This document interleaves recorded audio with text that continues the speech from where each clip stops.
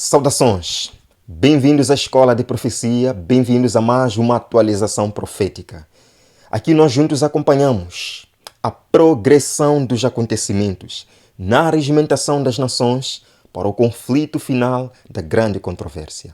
Bem, alguns irmãos queridos disseram que não estão recebendo muito as notificações e que gostariam de receber as notificações pessoalmente, pelo WhatsApp, pelo Facebook. Então, eu irei disponibilizar os meus contactos aqui na descrição, vou colocar também aqui na tela. Vocês podem mandar uma mensagem pelo WhatsApp, pelo Facebook ou também pelo e-mail, mas por favor, amados irmãos, mensagens que não sejam pesadas. Não escrevam mensagens somente não escrevam mensagens para me insultar. Por favor, amados irmãos. Eu lembro que há algum tempo atrás mostrei para vocês uma informação muito interessante que a The Guardian nos apresentou. Vemos aqui, quero lembrar e avançaremos para a matéria de hoje. Certo? Bem animado? Vem comigo. Nós vemos aqui 6 em cada 10 americanos alarmados ou preocupados com as mudanças climáticas, diz o estudo. 6 em cada 10 americanos alarmados, preocupados com as mudanças climáticas. Agora, veja o que eles disseram aqui. Um novo relatório revelou que um número recorde de americanos está agora alarmado com a crise climática. Podem ver aqui na imagem? Não mais promessas vazias. O povo está alarmado. E eles dizem, os grupos cautelosos, duvidosos e desdenhosos encolheram nos últimos anos. Ou seja, cada dia que passa, as pessoas estão entendendo que, de fato, a crise climática é séria. Estão alarmadas, estão preocupadas. Isso é importante, como eles dizem aqui, é dito. O crescimento do segmento de alarmados é encorajador. Por que eles dizem que é encorajador? Claro, porque tendo muita gente alarmada, facilmente vão pressionar. Está aqui. É encorajador, porque o progresso na mudança climática requer ação forte, coordenada e sustentada, e os alarmados são os mais propensos a exigir e apoiar essas ações dos líderes, disse o estudo. Está claro, amados irmãos? Está claro? Agora, passados alguns meses após esta informação, ontem mesmo, nós recebemos outra. Está aqui, nós vemos. Alarmado com a mudança climática, alarmado com a mudança climática, aqui está o que podemos fazer. Lemos. Um número recorde de americanos está alarmado com a crise climática. De acordo com um estudo da Universidade de Yale, 6 em cada 10 americanos, 59%, estão alarmados ou preocupados. Estão repetindo a mesma coisa que a The Guardian falou, mas eles acrescentam algumas coisas a mais que eu quero parar e refletir com os irmãos nesta atualização. Queridos, nós estamos chegando ao clímax do grande conflito entre o bem e o mal. Isto é uma realidade. E eu louvo a Deus, porque a sua igreja não está dormindo, a sua igreja não está parada. A sua igreja está se envolvendo na missão. Vamos continuar, amados irmãos. Vamos continuar. A chuva seródia será derramada sobre a igreja. Cumpriremos a missão que Ele nos deu. Ora, é dito aqui, para evitar efeitos catastróficos e irreversíveis, o IPCC alerta que devemos reduzir as emissões pela metade até 2030. Reduzir as emissões pela metade até 2030. Queridos, 2030 são quase 7 anos, 6 anos. É muito pouco tempo para esse propósito ambicioso, né? Mas vamos continuar lendo. É dito, se as empresas de combustíveis fósseis puderem continuar a aumentar sua produção e lucrar com seus combustíveis poluentes, enfrentaremos uma batalha perdida. Sublinhe essa parte. Se as empresas de combustíveis continuarem a poluir até 2030, enfrentaremos uma batalha perdida. Queridos, é interessante que no mês passado, eu não cobri isso com vocês, esperava o momento certo, Os grandes executivos de petróleo do mundo, de gás do mundo, tiveram um encontro. E eles disseram algo super interessante que eu quero mostrar para vocês. Queridos, acabaram de dizer que se esses produtores de petróleo e gás, combustíveis fósseis como um todo, não mudarem sua abordagem até 2030, sim, enfrentaremos uma batalha perdida. Agora veja o que eles dizem.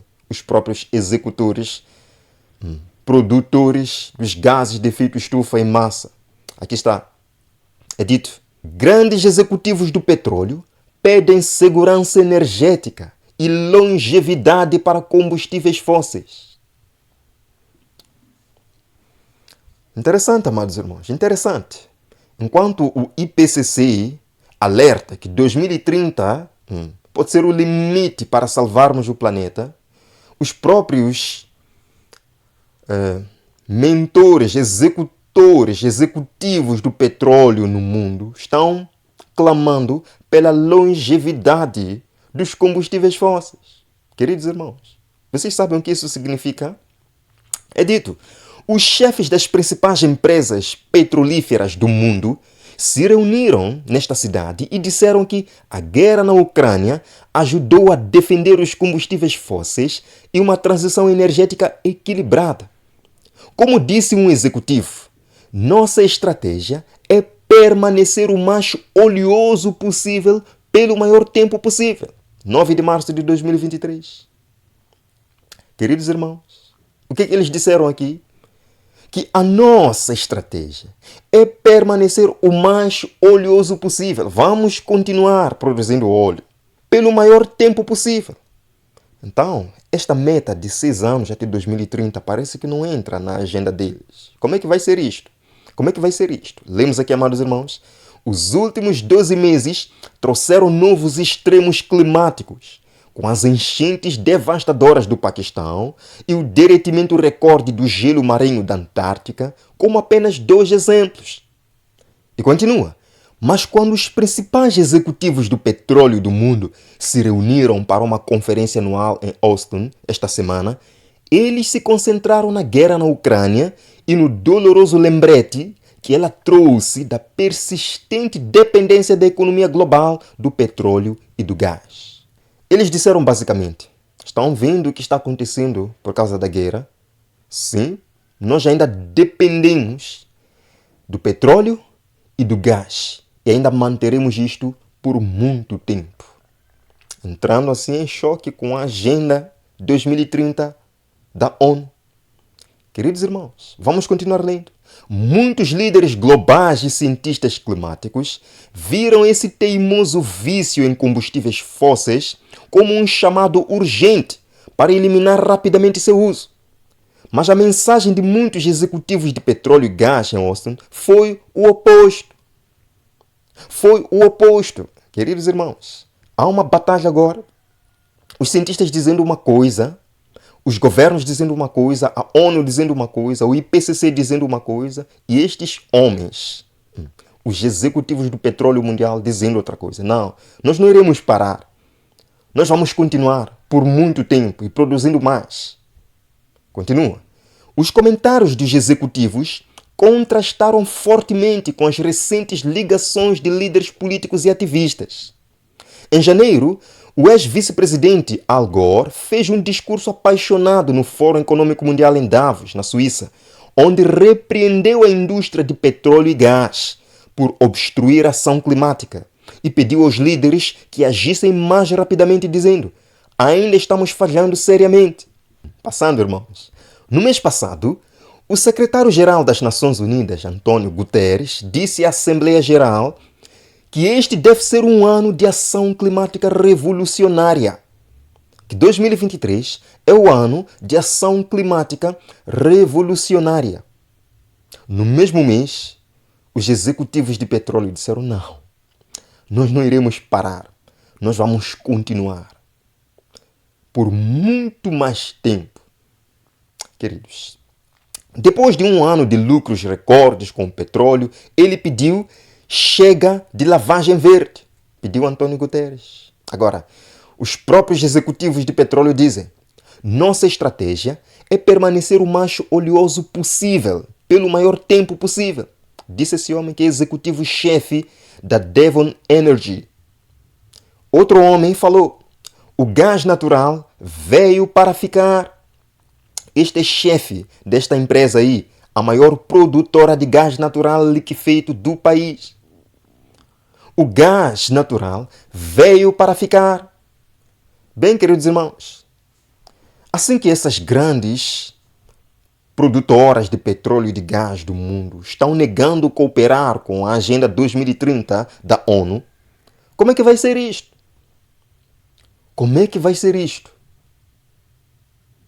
Se a meta é diminuir 50% de poluição até 2030, mas eles estão negando e querem manter isso, dizem que isto veio para ficar. Como é que vai ser isso? Bem, eles dão aqui algumas soluções para resolver esse problema. Continuamos lendo, voltamos para aquele primeiro site. É dito: a descarbonização pode começar com as decisões que tomamos na mesa da cozinha. Ok, já que esses executivos de petróleo mundial não querem se mexer, vamos direcionar isso para cada indivíduo na Terra. A descarbonização pode começar aonde? Com as decisões que tomamos na nossa cozinha. Eles dizem: se você pensar bem, nossas casas se assemelham a mini usinas de combustível fóssil. Está aqui, amados irmãos. Queimamos combustíveis poluentes, petróleo, gás ou carvão, para aquecer e resfriar nossos prédios, ou para aquecer água, secar roupas e cozinhar alimentos. O problema está saindo dos produtores para os consumidores. São os consumidores agora que têm problema, certo? A maioria de nós queima gasolina para abastecer nossos carros. E eles dizem: podemos mudar isso optando por eletrificar o máximo que pudermos. Uau, queridos irmãos, eu estou impressionado com estas declarações, porque as grandes empresas que de fato lucram muito com isto, pelos vistos não serão mexidas. Elas não vão ser mexidas nessa questão. São os consumidores que vão ser mexidos com isto. E eu não estou especulando, estou apenas lendo, certo? Queridos, estão dizendo até que o seu carro está criando problemas. A sua cozinha está criando problemas. Só para lembrar, nós vemos aqui: Fórum Econômico Mundial diz: livre-se do seu carro e salve o planeta. Uau, queridos irmãos. As grandes empresas, já que não querem se movimentar, você tem que abandonar seu carro para salvar o planeta. Eles disseram aqui: seu carro é realmente necessário? É uma pergunta. O Fórum Econômico Mundial não pensa assim. O seu carro não é necessário. Abandone o seu carro para salvar o planeta, já que as grandes empresas não querem fazer nada. Continua. O fim da propriedade privada é essencial, de acordo com o Fórum Econômico Mundial, e pode ser aplicado desde carros até casas particulares. O fim da propriedade privada. Traga o seu carro para salvar o planeta. Nós vamos controlar tudo na sua cozinha para salvar o planeta. Nós vamos modelar a sua casa, que seja ela uma casa ecológica, para salvar o planeta. Sim? O fim da propriedade privada. É dito: o Fórum Econômico Mundial não está sozinho em ver uma culpabilidade quase criminal em qualquer um que possua um veículo para uso privado. Queridos, parece que estamos caminhando a um momento em que ter um carro particular é um crime. É um crime grave. E o Fórum Econômico Mundial não está sozinho nesta abordagem. Vemos aqui: como informou a Breitbart News, a Agência Internacional de Energia orientou os governos globais a cortar urgentemente o fornecimento de petróleo aos consumidores domésticos. A Agência Internacional de Energia está aí também. Está aí também. Cortando o fornecimento de petróleo aos consumidores domésticos e incentivar o cumprimento de seu pedido de redução do consumo, empurrando as pessoas para fora de seus carros particulares. Então estão vendo as soluções que estão dando, já que as empresas petrolíferas e de gás não querem se movimentar para salvar o planeta até 2030, eu e você, que somos culpados por isso, temos que fazer alguma coisa. Mudando o nosso estilo de vida, abandonando nossa propriedade privada. Agora, mais uma solução está aqui. Mas uma opção política se destaca. Milhares de economistas proeminentes afirmam que um imposto de carbono, escutem bem, irmãos, um imposto de carbono oferece a alavanca mais econômica para reduzir as emissões de carbono na escala e na velocidade necessárias. Vão me perdoar por eu repetir muito isto. Já que as empresas petrolíferas não estão se movimentando para salvar o planeta até 2030, temos que trazer um imposto de carbono para cada cidadão na Terra. E nós já vimos isto começando. Está aqui. Planos controversos para impedir que os carros trafeguem entre os bairros. Seguem em frente. Apesar de serem rotulados de proibição draconiana da livre circulação. Isso já começou. Em certas cidades do mundo, os carros só têm capacidade ou têm liberdade de circular no mesmo bairro, no mesmo quarteirão ou às vezes na mesma rua. Isto está vindo, tudo para salvar o planeta. Vocês já ouviram falar, já mostrei para vocês, o Do Black, o cartão que te impede de gastar demais. Tudo para quê? Para salvar o planeta. Vemos aqui, Do Black, o primeiro cartão de crédito do mundo com limite de carbono. Significa que, aderindo a esse cartão, eu acredito que pode haver um momento que todo mundo vai precisar ter ou será obrigado a ter. Tendo este cartão, você será bloqueado em algum momento quando eles perceberem que você está ultrapassando o seu limite de carbono do mês ou do dia. Isso vai ser interessante de ver. Lemos aqui. O Doconomy está lançando agora o primeiro cartão de crédito do mundo com limite de emissão de carbono, o Do Black.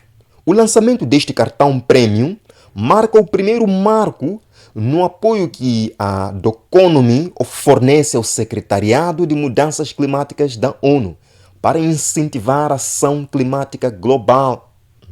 Uma ferramenta radical na luta contra as mudanças climáticas. Ora, eu quero colocar um vídeo aqui para que vocês vejam isto. O que é a Do Black? Está aqui, amados irmãos. O objetivo central da Do Black não é apenas a capacidade de medir o impacto de seu consumo, mas também paralisando-o diretamente, tornando-o uma ferramenta radical contra a mudança climática. Durante anos, os cartões de crédito colocaram um limite ao nosso crédito. Do Black coloca um limite em nosso impacto. O lançamento gerou milhares de registros e cobertura da mídia global, mas mais importante ainda, desencadeou a conversa em torno do impacto do consumo. A introdução do Do Black foi um despertar, uma chamada aos setores comerciais e financeiros e gerou um interesse esmagador e vontade de entrar em uma era de maior responsabilidade. Parece que colocar o impacto de carbono, o limite de consumo, não é um conceito tão radical, afinal de contas. Talvez impor um limite ao nosso consumo não parece ser uma ideia tão radical como pensávamos. Lindo, lindo, maravilhoso. Queridos, vamos continuar. Mais coisas que o cidadão tem que cumprir porque as grandes poluidoras não querem se mexer para salvar o mundo em 2030. Está aqui, os cartões de crédito ecológicos cumprem suas promessas. Aqui é dito que esses cartões podem doar para causas ecológicas, ajudá-lo a compensar sua pegada de carbono ou até mesmo ser feitos de materiais recicláveis. Mas aí é dito, aqui é dito. Deixa eu colocar o cursor. Por um lado, muitos grandes bancos, alguns dos quais emitem esses cartões, investem em combustíveis fósseis. Queridos irmãos, isto é um pouco engraçado. Eu não estou aqui insinuando nada, estou apenas lendo e dando comentários. As empresas que estão criando os próprios cartões ecológicos, cartões com limite de carbono mensal, essas mesmas empresas usam combustíveis fósseis. Interessante, não acham? Agora eu lembro que em uma das sessões do Fórum Econômico Mundial, o vice-presidente do grupo Alibaba disse que estão desenvolvendo sim uma tecnologia que é capaz de vigiar você em tudo quanto faz e te dar um limite. Queridos irmãos, não estou mentindo não. Está aqui, vou colocar o vídeo. We're developing through technology an ability for consumers to measure their own carbon footprint. Estamos desenvolvendo através da tecnologia a capacidade dos consumidores medirem sua própria pegada de carbono. What does that mean? That's where are they traveling? How are they traveling? What are they eating? What are they consuming on the platform? O que isso significa? Onde eles estão viajando, como eles estão viajando e o que eles estão comendo, o que eles estão consumindo na plataforma. So, individual carbon footprint tracker. Stay tuned, we don't have it operational yet, but this is something that we're working on. Então, um rastreador da pegada de carbono individual. Fique atento, nós ainda não o temos em operação, mas isso é algo em que estamos trabalhando. Ok, e o que dizemos do sistema de crédito social para o amigo do clima? Lemos, um sistema de crédito social destinado a modificar comportamentos de mudança climática está sendo implantado na Itália para modificar, para motivar as pessoas a uma nova maneira de agir quanto ao clima. Queridos, são incentivos esses. São incentivos, mas que podem se tornar pressão até certo ponto. Vemos aqui para terminar. Pontuação do ESG semelhante ao sistema de crédito social da China, projetado para transformar a sociedade, diz o diretor do think tank. Queridos, eu creio que ainda nesta década veremos coisas estranhas acontecendo no mundo. Veremos coisas estranhas. Se o plano é de que até 2030 se reduza 50% das emissões de gases de efeito estufa, com esta declaração destes grandes executivos de petróleo, parece que não vai dar certo. Parece que não vai dar certo. E o que vai acontecer depois disso? Bem, a ONU diz que será uma catástrofe. O IPCC diz que será uma catástrofe. E o que a Bíblia diz sobre isto? Apocalipse capítulo 7. Gosto muito desse capítulo. Apocalipse capítulo 7. 1 a 3. Depois disso, vi 4 anjos em pé nos 4 cantos da terra, retendo os 4 ventos, para impedir que qualquer vento soprasse na terra, no mar ou em qualquer árvore. Verso 2. Então vi outro anjo subindo do oriente, tendo o selo do Deus vivo, e ele clamou em alta voz aos 4 anjos, a quem havia sido dado poder para danificar a terra e o mar, dizendo: não danifiquem nem a terra, nem o mar, nem as árvores, até selarmos nas testas os servos do nosso Deus. Querido irmão, nada do que esses homens dizem pode nos assustar, porque nós temos um Deus que controla a história.